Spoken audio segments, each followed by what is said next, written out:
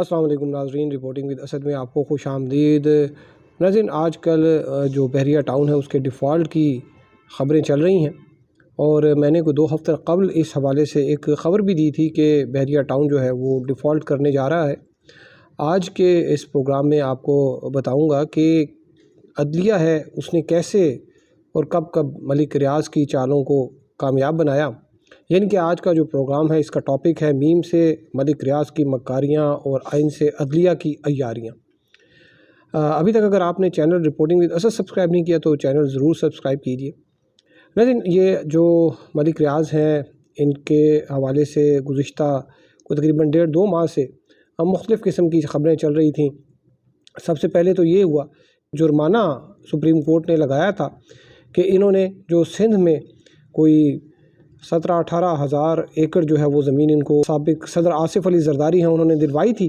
उसका जो केस था उसमें इनका जो कब्ज़ा वहाँ पर उसको कानूनी शक्ल देने के लिए सुप्रीम कोर्ट ने साबिक़ जो चीफ़ जस्टिस साकिब निसार हैं उन्होंने कुछ 460 अरब रुपए का जुर्माना इन पर आयद कर दिया। ये जो जुर्माना भी था ये एक बराए नाम जुर्माना था, वो खरबों रुपए की ज़मीन थी जो कि उन्होंने बेच भी दी। और उस ज़मीन का जब ये हुआ कि इन्होंने इनके ऊपर ऐसे ही एक 460 अरब रुपया डाल दिया कि 460 अरब ये हुकूमत पाकिस्तान को देंगे, लेकिन उसमें अभी तक सिर्फ जो है वो 24 अरब रुपया जो है वो 4 साल बाद भी 24 अरब रुपया जो है वो आया। और उसमें जो पैसे भिजवाए भी गए वो क्राइम प्रोसीड के ज़रिए वो रकम थी जो बरतानवी हुकूमत ने फ्रीज़ की थी, मनी लॉन्ड्रिंग के ज़रिए बाहर गई थी। और वो जब पाकिस्तान की हुकूमत को भिजवाए गए तो मिर्ज़ा शहज़ाद अकबर जो है साबिक़ जो मुशीर थे एहतसाब के साबिक़ वज़ीर-ए-आज़म इमरान ख़ान की हुकूमत में, उन्होंने एक खुफिया डील के ज़रिए वही पैसे मलिक रियाज़ को लौटा दिए और उन्होंने वो पैसे सुप्रीम कोर्ट में दे दिए। तो नाज़रीन, इसमें जो 460 अरब रुपया जो वाला जो मामला था, इसमें जो शुरू में जो एक सबसे पहले पाकिस्तान रेंजर्स जो है, बल्कि सिंध रेंजर्स ने जो है वो एक ख़त लिखा था वफाकी हुकूमत को और बताया था कि हज़ारों एकड़ अराज़ी जो है वो मलिक रियाज़ को जो है वो औने पौने दामों में दे दी गई है। और उसके बाद फिर ये को मामला चलते रहे और बिलाखिर जब साकिब निसार साहब जो हैं वो चीफ़ जस्टिस बने तो उनके दौर में ये मामला जो है वो दोबारा उठा। साकिब निसार साहब ने जो है वो कमाल मेहरबानी की बहरिया टाउन पे और उनको ये कहा कि ठीक है आप ये ज़मीन ले लें और ये 460 अरब रुपया जमा करा दें। अब इस जो है वो सारा जो उस वक्त ये चीज़ें हुई उसका मकसद ये था कि मलिक रियाज़ जो है उनको टाइम दे दिया जाए और वो उस वक्त में अपने प्लॉट्स जो हैं वो बेच दें आम लोगों को। तो यही हुआ। 2019 का जो ये हुक्मनामा था उसके बाद जो है मलिक रियाज़ जो है वो 4 साल तक जो है वो उन्होंने अपने तमाम जो वहाँ पर तेज़ी से डेवलपमेंट की, प्लॉट्स डेवलप किए और आगे बेच भी दिए।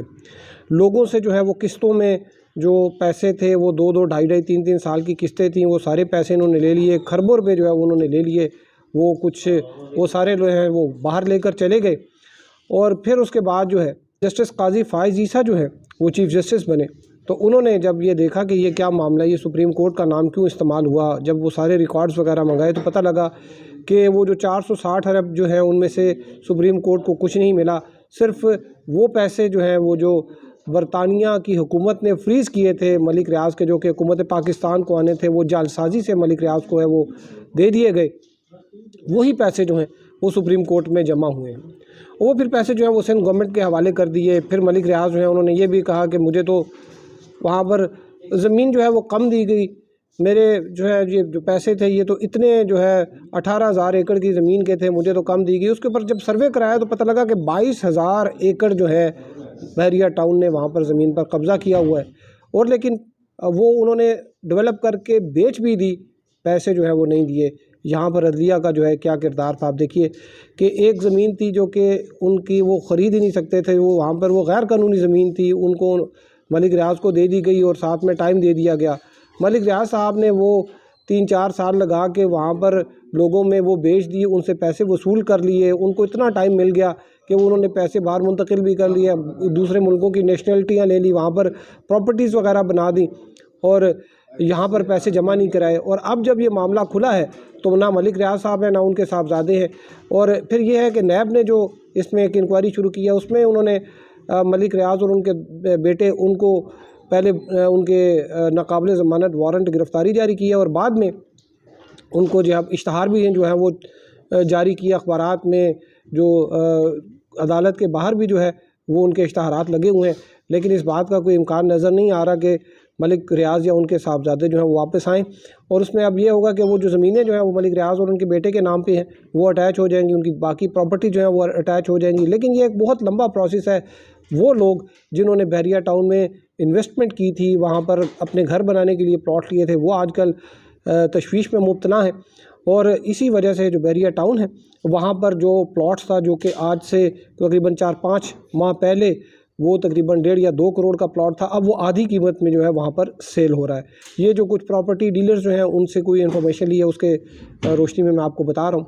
इसके साथ साथ जो मलिक रियाज़ ने सिर्फ कराची में नहीं बल्कि यहाँ पर भी जो उनके कब्ज़े थे जंगलात की ज़मीन पे, जो रख तख्त पड़ी था रावलपिंडी इस्लामाबाद में, अब वहाँ पर भी जो उनके जितनी भी गैर कानूनी जो कब्ज़े वगैरह थे वो उन्होंने वो सुप्रीम कोर्ट का 460 अरब रुपए वाले ऑर्डर दिखाकर वो भी सारे जो हैं वो उन्होंने उसको कानूनी शक्ल दे दी। यानी कि उस एक ऑर्डर से मलिक रियाज़ साहब ने कोई खरबों रुपए जो हैं वो कमाए, और जो उन्होंने कमिट किया था कि हम 460 अरब देंगे वो भी नहीं दिया। और इसके साथ साथ जो एक और भी प्रोजेक्ट था जो कि इस्लामाबाद में है, जिसको कहा जाता है कि वो ट्विन टावर का प्रोजेक्ट भी कहा जाता है, 1 कॉन्स्टिट्यूशन एवेन्यू उसका नाम है। वहाँ पर भी जो साकिब निसार साहब हैं, उन्होंने जो वहाँ पे बिल्डर्स थे वो डिफ़ॉल्ट कर चुका था, उसके ऊपर कमाल मेहरबानी की कि वो जो सील कर दी थी सीडीए ने प्रॉपर्टी, वो अनसील करवाई और कहा जी कि ये 16 अरब रुपया देंगे। उस वक्त भी उसकी जो मार्केट वैल्यू थी तकरीबन 60 अरब रुपये थी, लेकिन वो 16 अरब रुपये की कहा जी ये किस्तों में देंगे।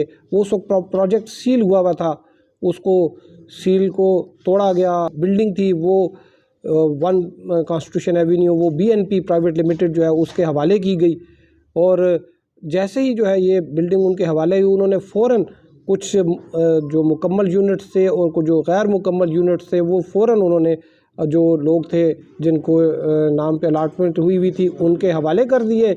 और उसके बाद फिर उन्होंने ये कहा कि हम तो हमारी तो हालत ऐसी नहीं है, हम तो पैसे नहीं दे सकते, और वो भी एक तरह से डिफ़ॉल्ट कर गए। अब इन दोनों जो केसेस हैं, ये इसके अलावा भी बेशुमार ऐसे केसेस हैं जिनमें टैक्स के मैटर हैं। तकरीबन 500-600 अरब रुपए की जो रिकवरियां हैं वो अदलिया के स्टे ऑर्डर हुक्म इम्तनाई की वजह से रुकी हुई हैं। ये जो बिज़नेसमैन हैं उनको तो बहुत ज़्यादा प्रॉफिट है, लेकिन ये पैसे अगर हुकूमत पाकिस्तान के पास बर वक्त आ जाते तो शायद वो अपने बहुत से तरक्याती मंसूबे जो कि पैसे ना होने की वजह से अभी तक ज़ेर इल्तवा है वो मुकम्मल हो चुके होते और रेवेन्यू जनरेट हो रहा होता वहाँ से। तो ये जो 2 मैंने आपको बताए मंसूबे, इसमें एक जो सबसे बड़ा जो किरदार है वो अदलिया का है कि उन्होंने गैर कानूनी जो जगहें थीं, जो गैर कानूनी कब्ज़े थे, उनको लीगलाइज़ किया, कानूनी शक्ल दी, और जो सरकार को पैसे आने थे वो नहीं आ सके। और जब उनको कानूनी शक्ल दी गैर कानूनी प्रोजेक्ट्स को, तो वहाँ पर जो जिस तरह बहरिया टाउन है, जिस तरह 1 कॉन्स्टिट्यूशन एवेन्यू वाला जो बीएनपी वाला है, उसमें उन्होंने फौरी तौर पर जो है वो अवामुन्नास को जो है वो उनके नाम पे अलाटमेंट लेटर जारी कर दिए और इन्होंने कब्ज़े दे दिए। तो अब वहाँ पर एक थर्ड पार्टी इंटरेस्ट जो है वो डेवलप हो गया, यानी कि एक तीसरा फरीक जो है वो उसमें आ गया। वो तो ये कहता है कि भाई मैंने तो अपने हक हलाल के पैसे जो हैं वो मैंने जमा कराए थे, मेरा तो जो कब्ज़ा है वो तो हक हलाल का है। इस हवाले से कुछ 2-3 अदालती नज़ीरें भी हैं जिसमें जब ये थर्ड पार्टी जब आती है तो उस प्रोजेक्ट को जो है वो सुप्रीम कोर्ट ने, हाई कोर्ट्स ने उसको कहा कि ठीक है अब ये इनका कब्ज़ा जो है वो कानूनी है। यानी कि पैसे हुकूमत पाकिस्तान के पास नहीं आए, लोगों ने जो है वो गैर कानूनी जगहों पर जो है वो कब्ज़े कर दिए। नस्ला टावर में तो के केस में तो जो उस वक्त के चीफ जस्टिस थे, जस्टिस गुलजार, उन्होंने तो भरी पूरी बिल्डिंग जो है उसको खाली करवा कर उसको मसमार कर दिया था। लेकिन ये 2 प्रोजेक्ट्स जो हैं, चूँकि इसमें बड़े बड़े लोगों के जो है वो शेयर्स हैं, तो इस वजह से इनकी तरफ कोई आंख उठाकर भी नहीं देख रहा।